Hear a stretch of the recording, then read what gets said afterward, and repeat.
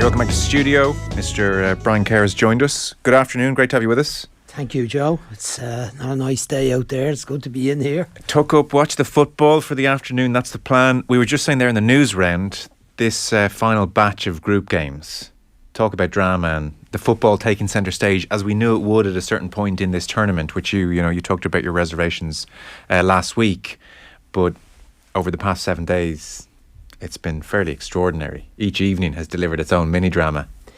Yeah, it has been so. You heard you talking to John about it there.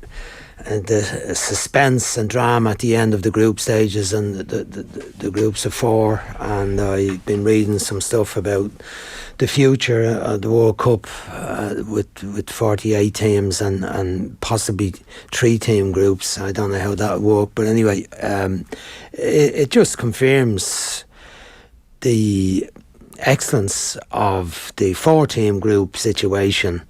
And it also, what I thought about watching a lot of the games and early on particularly, the importance of the first game. I mean, look, it's very obvious, Joe, but when you get off to a good start, it makes so much difference. And yet teams, some have recovered. Germany didn't.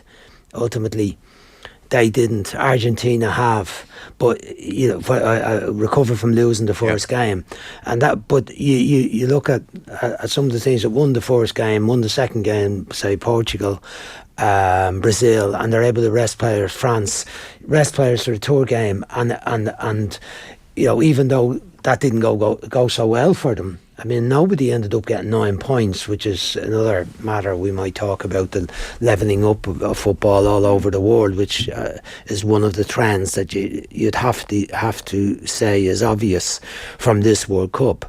Nobody got 9 points in the groups, even though some groups you'd look at them and say, they've a handy group there, they should be capable of getting 9. They didn't.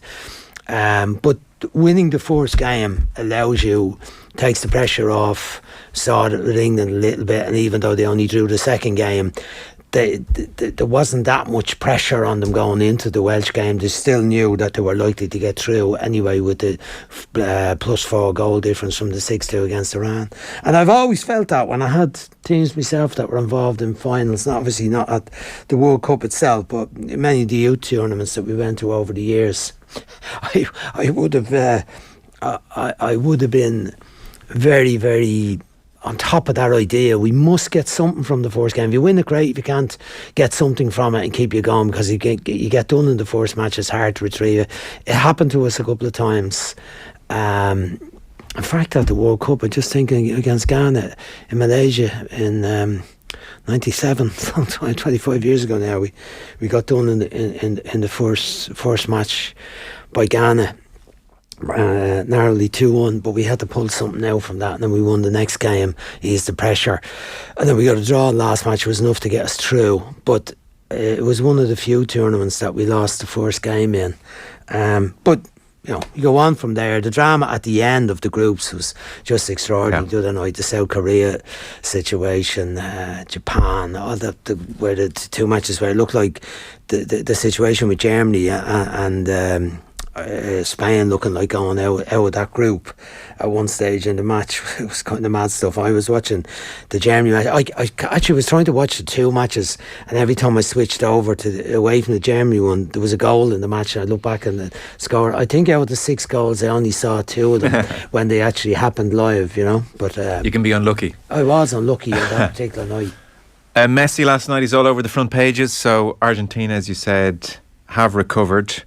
Australia were in that game for a good chunk of it, not just at the end, but even before the first Argentinian goal. You wouldn't have said that they were bossing things necessarily. No, I thought the Argentina were quite ordinary. I wouldn't say poor, but they were quite ordinary until Messi got the breakthrough goal.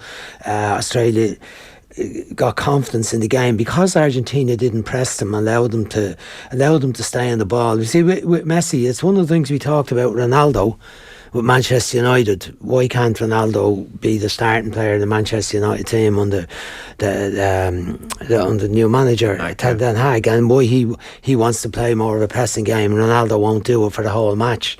You look at Messi in the Argentinian team, he picks his moments when the press. Most of the time, I read Ken Early's piece last week describing Messi in the match. A lot of the time, you're watching him and he looks like he doesn't have too much interest. He's walking around, sometimes with his head down, and he seems to be staying away from where the build-up and the play is for as long as possible. But there are moments when he does decide to go on a bit of a press, and if he joins in the press, it gives him a bit of a chance. He saw the goal, the second goal last night where Matt Ryan made a terrible error, and it was one of the few times in the game where they actually did go on a press. I think it was started by the right back. I think at that time Montiel was on. He'd come on for Molina, but.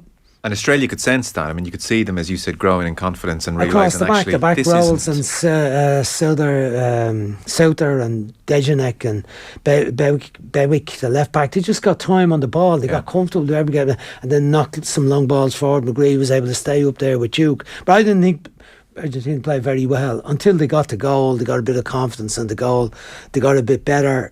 But I think that there's still an over-reliance on Messi to produce magic, and I don't think he's producing that magic often enough. But it's such a joy to still see him pulling out those moments of magic. That's 3 goals now he scored. Now the first one was a penalty. He's a missed penalty. Goal on the edge of the box, really good goal. The goal last night, very good goal. And the moments, I mean, he set up 2 goals, and that's why I'm not convinced about Argentina. He set up 2 chances for them to wrap up the game last night, Lautaro Martinez, and the 2 terrible attempts. One he balloons high and wide, one he hits the goalkeeper with, and you know, might get one of them against a good team. That's right, and that was like previous World Cup when Messi was younger and he was carrying the team. Now I'm not sure they're any much better than they were at the last World Cup. In the midfield last night, what did the Paul do? Fernandes played too deep between the centre halves of time to build up play. The Paul just looked all right. McAllister just looked all right for me. There was nothing brilliant about Alvarez is threatening to run in behind at times. Yeah, he gets a goal, a sneaky poacher's goal after the pressure when Matt Ryan makes a mistake. Papa Gomez playing out on the left side. They didn't do enough for me all round. And there was times when Romero was kicking the ball into the stand like a fella from a lower division team, like some of the Australian players that play. So I'm not. I don't think that they. I'm not convinced they're Argentina. I don't think they'll win the tournament. Yeah. Interesting match when they play Netherlands or doubt. Well, that's the thing on Friday. And look, I guess stranger things have happened. So they'll play Netherlands on Friday. It was interesting. We just mentioned it there on the newsrun before you came in. Half time when they're 2-0 up and they go back to Dutch television. Marco van Basten is one of the analysts, and he says, as a football lover, I ask myself, what am I looking at? 0 initiative. So it's not popular. Not that Van Gaal cares. It is pragmatic to the end. He said afterwards that for him, when Blind and Dumfries, the 2 wing-backs, combined for goals, that makes me incredibly proud. And he was on the record pre-tournament as saying he thinks, you know, having been versed in 4-3-3 and very much of that era over in Holland, he feels 5-3-2 is the best balanced system there is in football, and he's sticking to it. So, pragmatic Netherlands under Van Gaal. What are we to say of them?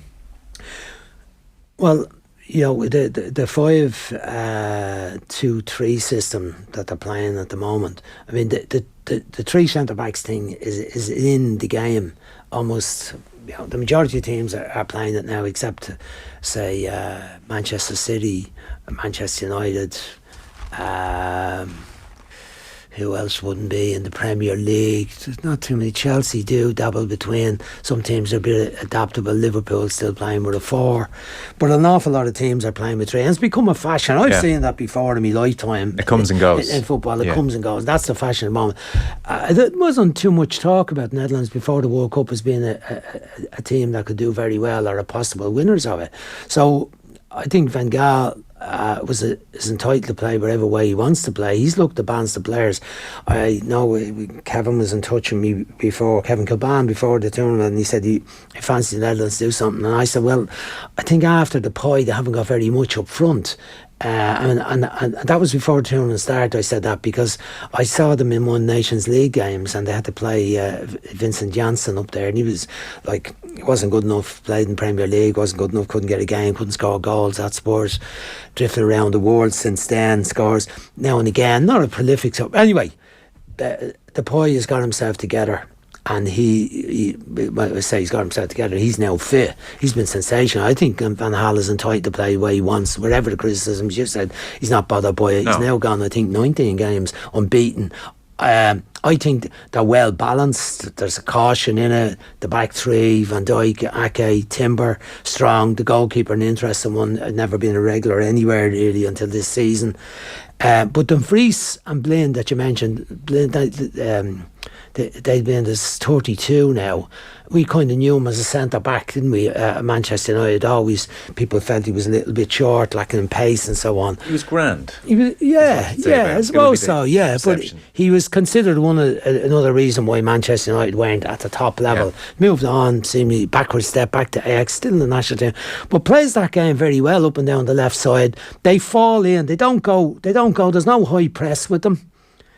Which is across the board. There's a couple of the Asian teams, Japan, Korea at times go into high press, but in general there's not been that much high press. It's all about midfield type block where teams are cluttering in the middle. That's one of the trends, and stopping the opposition getting to the middle, and they're part of that. The Dutch team against the American side yesterday, that's how they played. They blocked up the middle, they stopped the paths through the passes. America couldn't really get going. Adams, Musa, McKennie, they couldn't really find the front players at all in the game. Weah and Pulisic got very little of the ball. So they've been very, very effective, Netherlands. But the front three, I was about Gakpo. I was mixed about him. Seen a good bit of him at PSV covering the games on Virgin this year in the conference and the Thursday night Europa League. And Gakpo in some matches he was very good, but the biggest match was against Arsenal, and he wasn't effective in either of the game. He was almost, and I started looking at him going, I'm not so sure that this is a fella 20 million, 30 million, whatever, Manchester United, who else is interested in, is the real deal. But in this, and playing through the middle at times, he's been very good. At that front three, the interchanging of the combination plays. When Bergwijn got on in particular, I thought at half time he came on for Klaassen. Klaassen was playing just ahead of the midfield, dropping in to make it even more kind of bottled up in the middle at times. I mean, it's a 5-3-2, very compact, but Davy Klaassen drops back and really tightens her up, and the two drop off a bit. They're split strikers. But in the second half, when Bergwijn come on, they were really very good attack and play, the counter-attack. That goal, the first goal, with the Pies goal after 10 minutes, what a goal that was, Joe. 20 passes in the build-up to that. That wasn't anti-football by any means. No, but they're a critical group. You know, the Dutch press are they got 7 points in the group, and they're through now to the next round, and they're playing Argentina. I think they have a very good chance. Do you have any theory as to why we're seeing more of that mid block as opposed to frenetic high pressing? Well, a lot of the teams don't have. I mean, one of the trends has also been that there's been no outstanding centre forwards that are scoring lots of goals.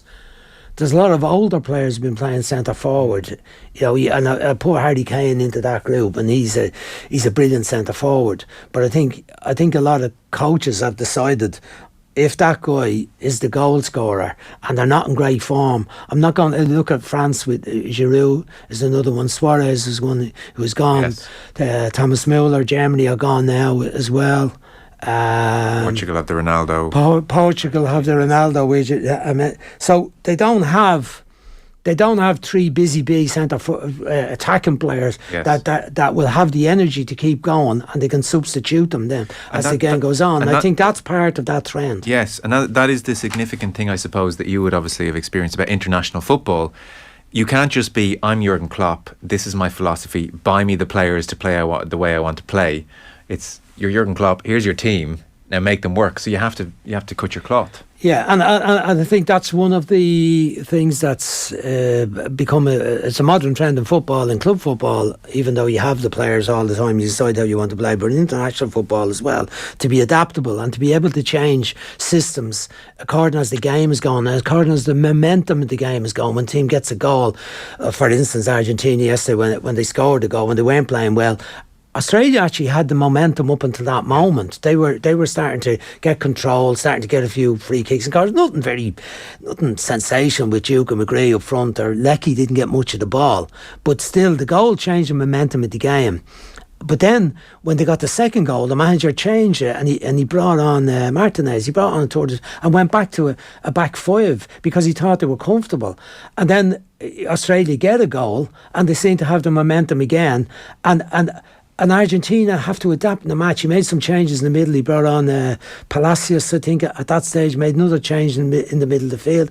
And I think teams have to be adaptable as well, according to how the game is going. Managers, I said to you last week, the managers have become very important in the season. The managers have always been important, but in terms of decision making and the timing of the substitutes, and we've seen it with, I think both Korea and Japan made 5 substitutes when they were behind in the matches and come back to win those crucial games. So I think that's another trend.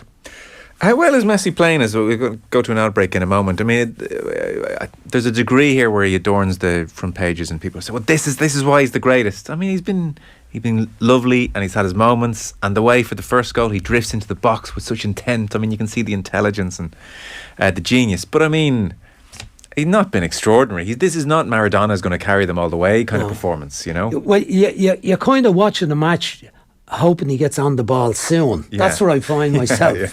That he's like, even last night I watched him times, he's hanging around over near the touchline, letting the others do a bit of passing the ball around or scrapping a bit. And his kind of attitude said, well, I'm not involved right at the moment. It's time for them to do a bit, but I'll get involved now soon when they find me with a pass. Yes. But those moments are happening less in games compared to him in his prime, in his brilliance, as we saw for years at Barcelona, the midweek Champions League game, whether it's Sunday night football in La Liga.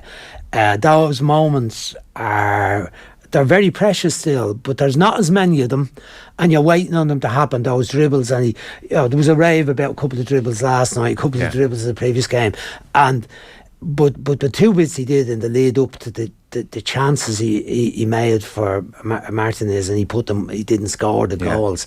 They were sensational. But you're right about saying about Maradona carrying the team, and he was back defending, and he was back picking her up, back deep in his own half and charging forward. He was much more involved in the game at that time, but he think he was only 25 at the time. Maradona's Messi's 35 now. It's not a criticism of Messi. No. It's just a statement of fact. Yeah, and that's where and the team has to play around that and have to be aware accommodate it in terms of saying he's not going to put 789 goals in 1,000 matches at that. His ability, Joe, to stay fit. I mean, he took that kick early in the match last night when he ran into the crowd of players just outside the box, and it wasn't a foul. It was just coming together. And you're going, is he injured? He looks like he's kind of wincing a bit. He's down. He's holding his leg a bit, but within a few seconds he's up. And he's back now. He's not lashing around the place. He's back to that walk and now I'll go. I'll have the ball's near me. I'll start something. But a couple of little bits around the goal were brilliant. Right? Sure. Pass, genius. And it's just wish there was more of them. But I think that problem will be in the next game with the Netherlands. They'll have the plan around that, and they're tight in the middle of the field, in the centre. It was the Roon and De Jong last night, and then they brought on Coop Miners. It's very compact and tight. Jans Klassen play just ahead of them, and then 3 centre backs, and it's really compact in there. Yes. They'll be aware of that. Yeah. But the other thing is, when he gets it now, he doesn't actually run away from fellas. He beats fellas, but he's not really away far enough. They say, and he hasn't got. He's not. And this problem with Argentina. Di Maria doesn't play last night. Martinez comes on. He doesn't have Alvarez has pace yet, but he hasn't been a dominant feature yet. Alvarez. So I don't know. It's interesting. I'd love to see it happening. I'd love to see them do it. I'd love to see it, only because of the Messi thing. Yes. So you're telling me he plays like you at Astro these days. That's what I'm hearing. We'll take He's a bit better than that. Well, for a work rate. We'll take a short break. Brian's staying with us. Any questions? 53106. Welcome back. Brian Kerr still with us, talking through the World Cup. We'll look ahead to today's games in just a moment, but there was an interesting piece I wanted to get your thoughts on. In the Sunday Independent, in the Observer as well, Nick Ames is noting what a lot of people are noting, and it's that we are seeing the most diverse last 16 in World Cup history. So, for instance, 6 countries beyond football's traditional powerhouse continents have reached the last 16. He writes, Africa has matched its best performance in qualifying. 2 of 5 have made it through in Morocco and Senegal. They've also had a record 7 wins in Qatar. And Asia has equalled its best ever performance as well of 2002, if you include Australia under the Asian Football Confederation, where it's been since 2006. And there was one interesting quote, actually, even from the Moroccan coach after the draw with Croatia. And what he said, very interestingly, was, we played like a European team. That's why I'm so happy. If we'd played brilliantly and lost, then everyone would be very upset. We played in a very solid way, like a European team.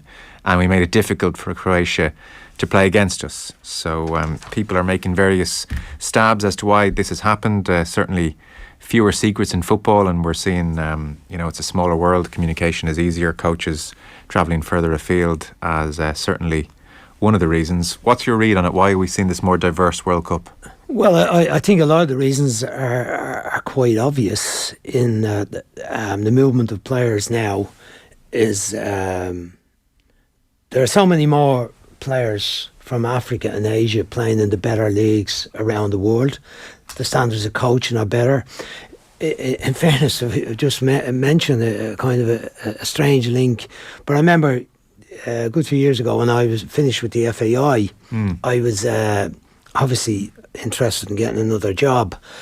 And I remember Brendan Menton, the former CEO of the FAI, or General Secretary, I think the title at that time, he was working for FIFA on the development side of Asian football in terms of advising the countries in Asia, the associations, in terms of their structures and organisation and planning for the future. And I know he did an awful lot of very good work at that time, but I would have been talking to Brendan a little bit, and in fact he recommended to me that I should go and try and get a job in either Africa or Asia at that time. Yeah. And I went off and I had I spoke to a couple of countries that time. Nothing quite worked out. I was offered one. Another one, I'd say I hit the bar in terms of getting offered it. But it didn't quite happen. But I took a fair interest in what was going on, obviously, in the build-up to those processes and going through the process. And it was kind of fascinating looking at. We think that the European qualification process is very difficult for the European teams because only 13 teams qualify for the World Cup.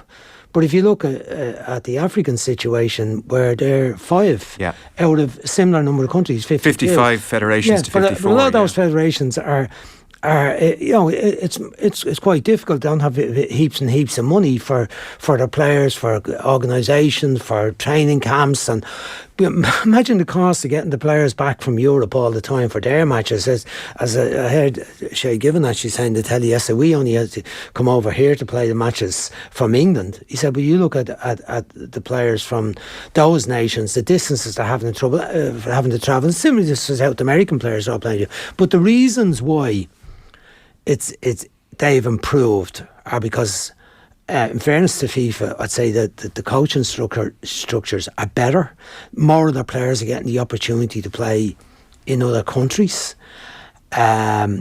I think one of the reasons why they've done well in this competition is the environment. I mentioned it last week. Yeah. The support for the African countries. I mean, when Morocco have played, the games have been like home games. Saudi Arabia, the games have been like home games.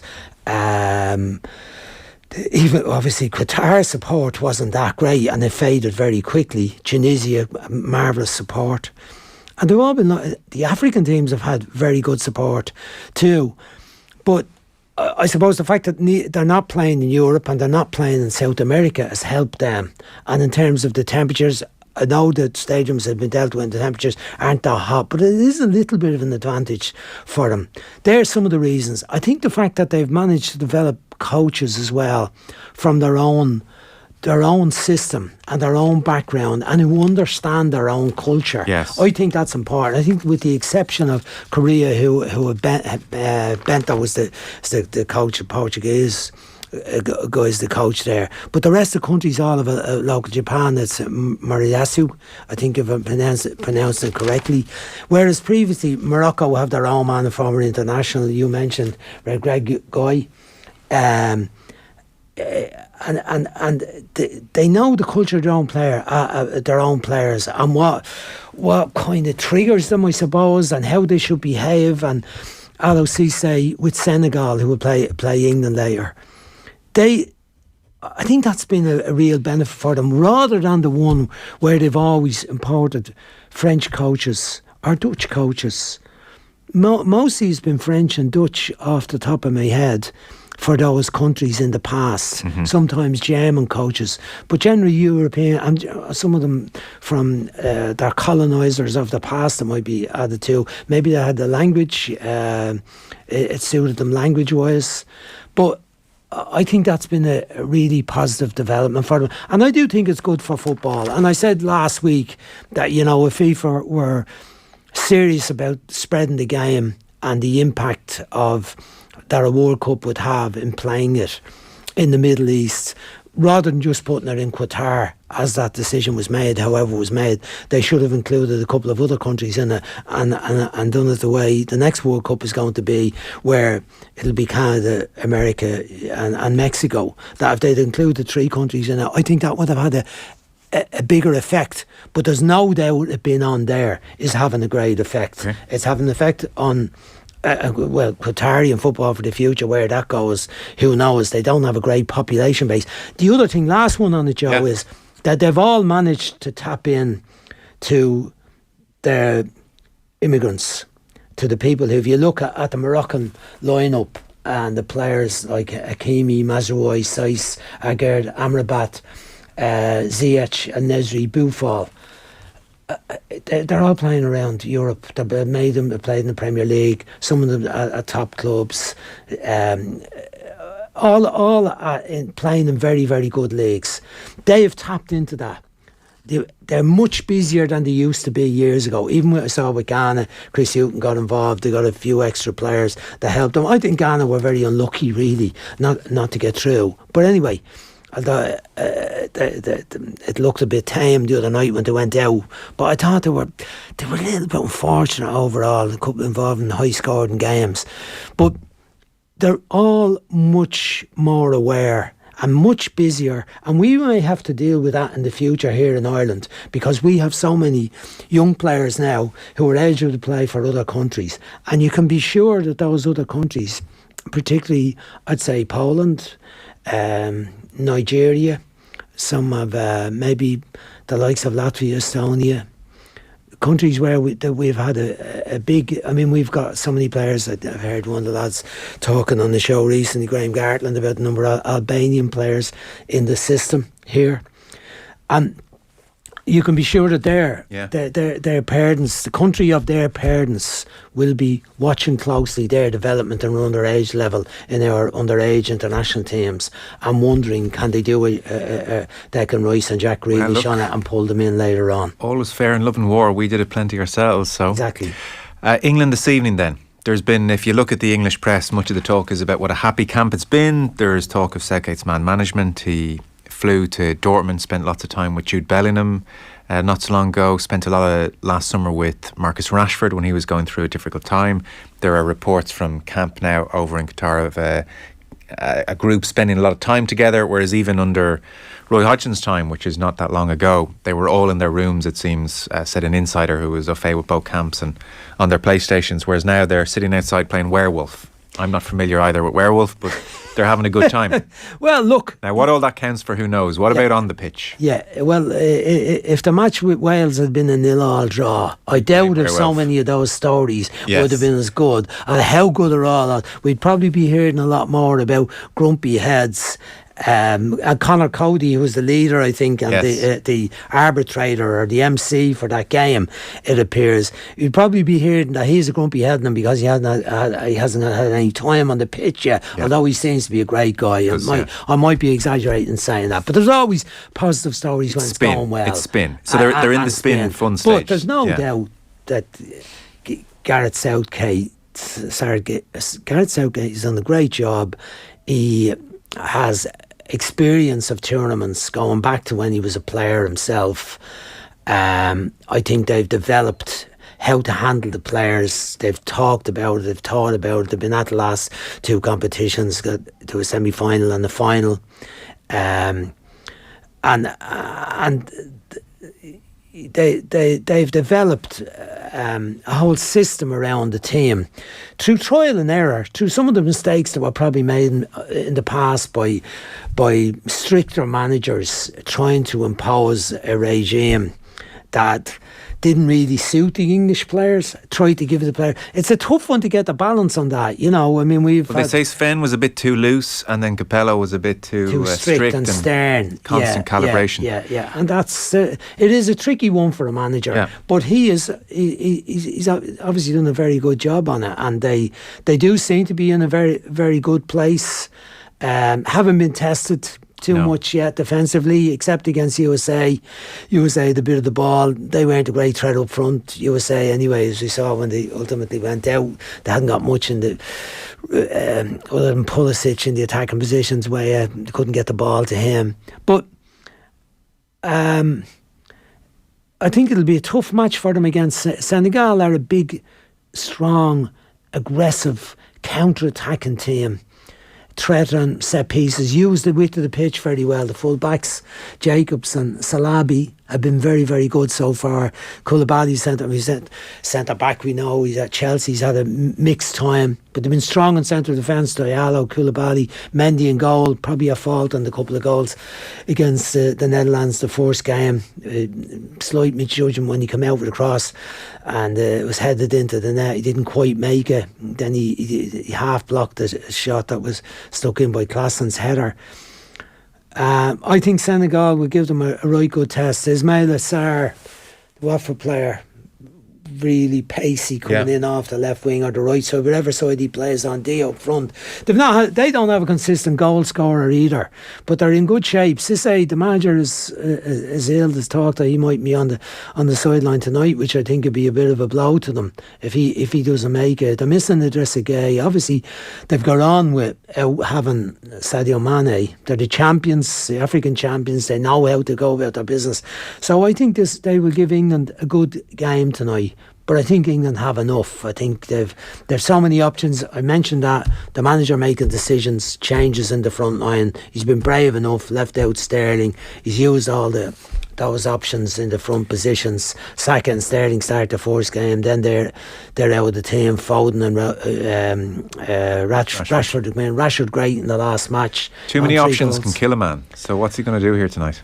Yeah, well, I don't know about too many options kill a man, but if they get, as I mentioned earlier, if they get grumpy heads on them, it can be a problem. But I think he's used them well. He's got them all on the pitch. They've all got time. They all seem to have adapted to the idea. Yeah. I might be a bit player. I might have to go on. One interesting one that I've noticed is how much talk there's been about who's going to take the penalties. It's on the front pages. Yeah, it's all over the place. It seems to be. Yeah. And Harry Kane talking about it, and Rashford saying, "Yeah, I'll go again." Saka, I'll go again after their turmoil against Italy in the final. That's a really interesting one. But they've obviously done their work on that as well. Yeah, the psychological side of Southgate the work. doubled down on that point that he said, "I will bring someone off the bench again if they've been scoring penalties in training." So he said, that is our way of doing it. Like first kick of your game could be your penalty, and supposedly backfired. I think covering that is a very, very, very important thing, that they have gone to that detail and not left it wishy-washy. Is it mature or is it neurotic?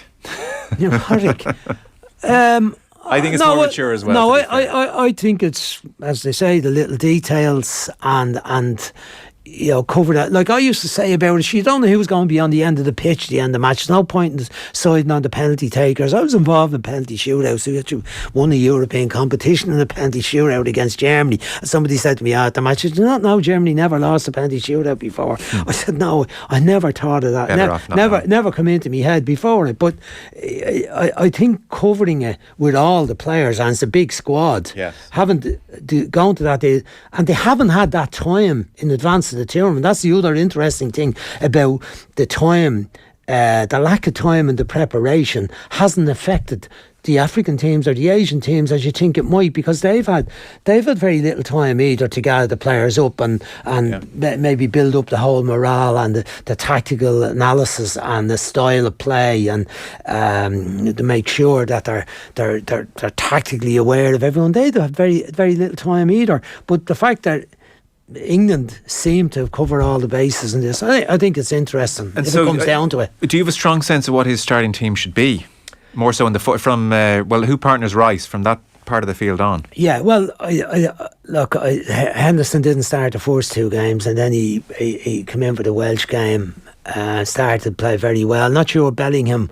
I didn't think Bellingham played as well in the more advanced position in that game, but I think it was a little bit too loose with Bellingham when he played in the centre beside Rice. Okay. And the four advanced forward players then.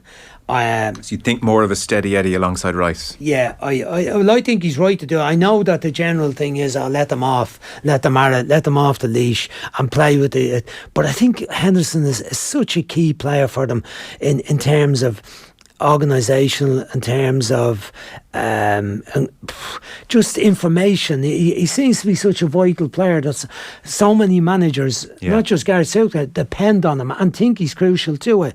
So, but look, they've got lots of good, and I think it'll change in the game. I don't think it should be that pinned down that you say, well, here's his best 11. It's not about that anymore. Okay. Teams have to be adaptable, managers have to be that, and if there's criticism of Southgate has been that he hasn't been adaptable enough or prepared to make the changes in the trend of the game early enough when the game was going against them in the past.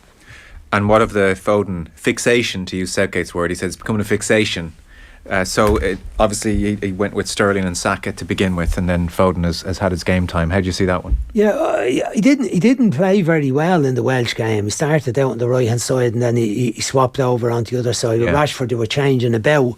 He didn't play particularly well in the game. Now, then he got the goal, which was a lovely moment. Then he got a bit better in the game, having scored the goal, and maybe the goal justifies it a little bit. But then Sterling got a very good goal as well against Iran. So that's right, and they've had all those forward players. Saka was great. Rashford was in the early game. Saka was great. Rashford's 3 goals. Harry Kane's the only man not scoring. Ironically, no, he's the only one. I so say leave him out and play a false night. Or play Foden as it were Manchester City. I played them at times. You could do that, but no, they won't leave Harry Kane out. Actually took him off in the last game, which is very unusual. It's not screaming out to you as to who should be definitely in there. I don't think it matters that much. I think when you get to the semi-final and final is going to matter a bit more. I think against Senegal today, I think he'll go with Rashford and Foden. I think today, right, with Kane as a front three, and I think it'll be Bellingham then with Henderson and Rice. Right, interesting. I think that's what it'll be. And Mount is out for the moment. Sterling is out for the moment. And Saka is out for the moment. Yeah, but I think the pressure is on them to deliver then in the game. Yeah, and I also think Grealish is out of that picture. I think there's much more of acceptance of those players now. Agreed. That there's not a definitive pecking order. Grealish probably feels in the pecking order, I'm either 4, 5, 6 or 7. I'm not in 1, 2, 3. Yeah. You know, and I think that if the manager has managed to achieve that, he's done a great job. Yes, to get the acceptance of those fellas. And Grealish has had to accept that a bit at Manchester City as well. In fairness to Grealish, because people have knocks at him for various reasons, seems like a decent skin in that respect. Ah, yeah. Well, Not I only something- ever heard good things about him when he was here. I mean, I still have. If, like all Irish people, we've accepted now. He's never done play for us. We haven't. Have we not? No, But, we have. Like, we have. I was going, Joe, to under. I saw him playing under 21 games. Saw him playing under 19 matches live, and I went, "This is the stick out fella. This is the fella." He said, "Whatever it happens, we got to get him. We got to keep him." And then he gets in, and he plays a couple, and you're going. You know, it's so sad, but he does seem to be a very good fella.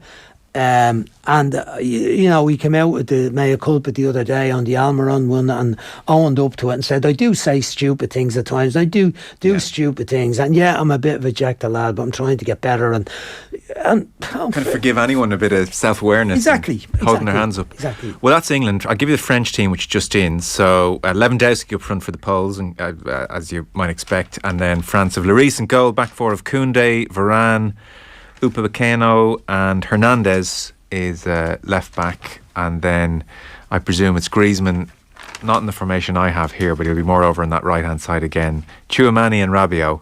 And then Dembele on the right, Mbappe on the left, and Giroud is up front. So that's France against Poland. Poland against Argentina the other evening were nothing short of a disgrace. Yeah, they were trying to hope to get through the group on yellow cards, but it worked out. It didn't come down to that in the end. They won one game to be Saudi Arabia draw with Mexico. They've been a bit disappointment so far. Poland in terms of Boot the ball to Lewandowski. Yeah, we'll get Buda and Lewandowski. You know, he's got a goal, but the more disappointing than Lewandowski, he's another one of those said the aging centre forwards that you can't expect to press. You know, I think there was a couple of more of them that I didn't hit on earlier. Cavani was another one. Yeah. I suppose even Eden Hazard to a degree. I know he's kind of playing wide. The car coming into the picture later. Suarez, Müller, Cavani. That was a centre forward. It is a super interesting trend in this World Cup, which has dictated how all these teams play. It's just we're at that stage of the cycle. In 4 years' time, we could have whippersnappers who'll run all day. Yeah, I think so. They won't be. The older guys won't be there. But go back to Poland. The bigger disappointment for me is Zielinski. That he's been so outstanding for Napoli this year, Champions League, the Italian League. They've been brilliant. He's not really got into the game at all. Full backs will have a big job against France now. Matty Cash against Mbappe today. He'll have, that'll be a massive job. Best of luck, Matt. Berzinski on the other side against Dembele. I think in the middle they'd be all right. Rabiot and again Tchouameni. So far they've been good. The first two games they were able to rest the players. That's why I said they had a bit of an advantage. The rest of the players didn't go well for them, then lost to Have you Tunisia. been impressed with Griezmann in that more withdrawn role? He seems absolutely very good, hasn't he? Been smashing. Yeah. And they were able to rest him then a third game, made a lot of changes, didn't work out for him. So he's back to his best 11. I think that team you called out are playing Koundé a right back. The full back positions aren't great for them. Yeah. Centre backs strong enough. Upamecano again, have we been tested yet? Not really by Denmark, Australia.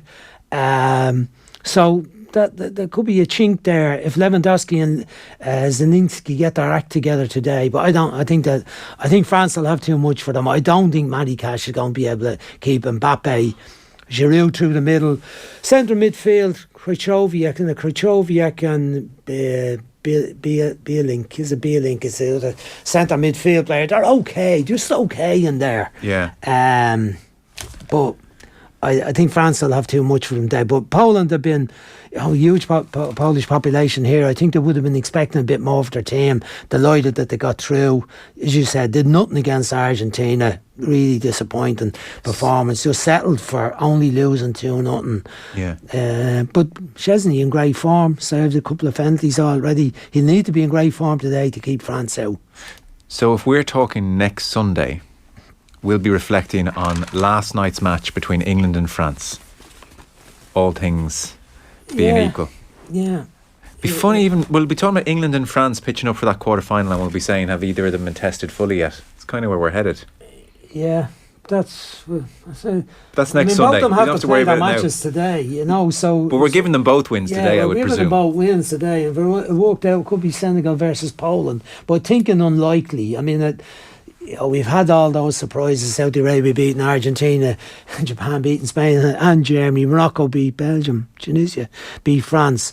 But you have to take a little bit out of some of them, in that Spain didn't play their best team. Once I said the teams that got the 6 points and rest of the players, France, Spain, Portugal, another one, and but England versus France. When did you say that would be? That'd be next Saturday. Okay. Yeah. Okay. And the other group then is Morocco, Spain.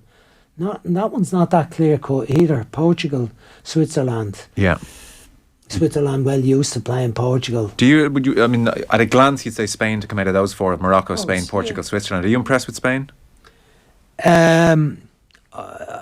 Obviously the first match were sensational. Yeah. Second match against Germany, with half an hour in that match, then they were just brilliant. Germany found a way to get themselves back into it, and Spain looked a little bit less dominant and less superb than they had been for the first match and a half. And then it's hard to judge then on the last game, because they changed so many players. But I have been impressed by them. Gavi and Pedri in the middle of the pitch, Busquets, very, very good. Just the retention of the ball, the movement of the ball, the involvement of the front players. They've lots of good options as well. I just saw some chinks against Germany that made me think, are they that good? You know, are they really at that level? Yeah. Are Gavi and Pedri good enough to go all the way? Are they mature enough yet? The word mature is the word, early on. Are they 4 years I'm not short? so sure about that. But who are the most complete? We've used the word chinks about every team so far. Brazil? Yeah, Brazil the most complete until they played the match of Cameroon lost, right? So, but again, you go. That's not Brazil though. Yeah, you go to that. They made 9 changes in the match, and they left out the 2 centre halves, Thiago and Marquinhos, who are the solid base of the team. Casemiro through the middle. Casemiro's the man. Having a great month, isn't he? Having a great month since he got into the Manchester United team. Yeah, I think Brazil. So you said which have been the best, are the most rounded team so far. I think Brazil have been in the 2 games they played. But it's 2 games, such a small sample size. Only 2 games. It's nothing. Only 2 games. Lots of options in the front positions, even without Neymar. But I heard that Neymar is going to be fit. I think so. But if we were talking about a Premier League team after 2 games, you were saying, well, let me see him after 10 or 15 games and I get a look at them. It's not like that in the World Cup. Oh. The momentum is gone. I think the momentum is with Brazil, even though they lost the last match against Cameroon. Okay. Plenty of the ball, weren't a huge threat. It just shows you when you change the players, even though they're great players, and the players that played in the 9 changes, you look at them and say, my God, what a team. Martinelli, dribble. They did some brilliant things in the match, Fabinho in the middle of the pitch. Jesus looks like he's out at the tournament now. Gone home to London. But started. It just shows you. It's happened with teams, maybe in the past with teams, where you make a few changes in the match, and the players who you should be relying on, the ones who are always in your starting 11, say, this mustn't be that important today because he's left out some of the main lads, and they don't play at the same level then, and then you find yourself in trouble. Now that day is over for Brazil. It's over for everyone, because we're in the knockout now, and they've got to do it. Everyone playing their best team from now on. Yes. The best team, I know I said England, not so sure what the best team is, but Gareth Southwell would be picking his best team today, undoubtedly. Listen, brilliant. Really enjoyed that. We'll talk next week, hopefully, if you're still around. Brian Kerr, thanks so much. I don't mean on the planet, I mean if you're available. Yeah. We'll see where we are next week, and how dizzy we are after watching another load of games this week. It's good man. It's busy. Well, I'll let you go and watch the France game in England tonight. Okay, Brian Kerr, thanks so much. Lot. Take a break.